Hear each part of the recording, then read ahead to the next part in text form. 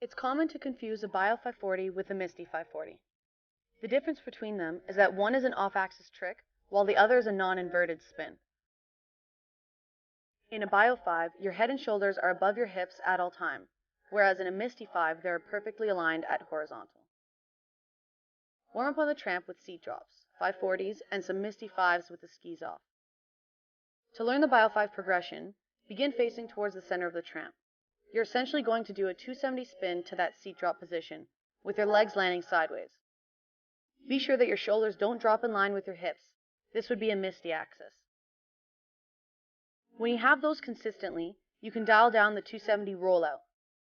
Using a 270 seat drop as the set, when you rebound, look over your shoulder towards the set spin direction and spot the center of the Tramp.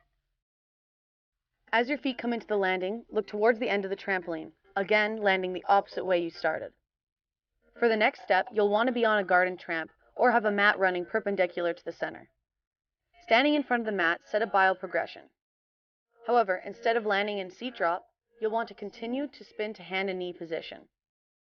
Ideally, you'll want to land 45 degrees shy of the full 540. Get comfortable with that progression.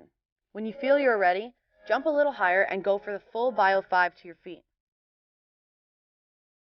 For your first few goes, land first in a stop bounce before advancing to a controlled rebound.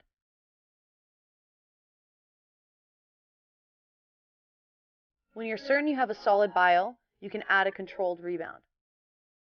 You want to be absolutely confident in your Bio 5 before you have a go with the Tramp Skis strapped in.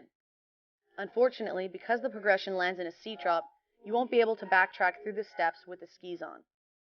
Grabbing safety will help you pull through the axis and play around with the speed of rotation. This tutorial was filmed at Whistler Bounce. I'm Calissa Lolos from Ski Addiction, helping you ski better.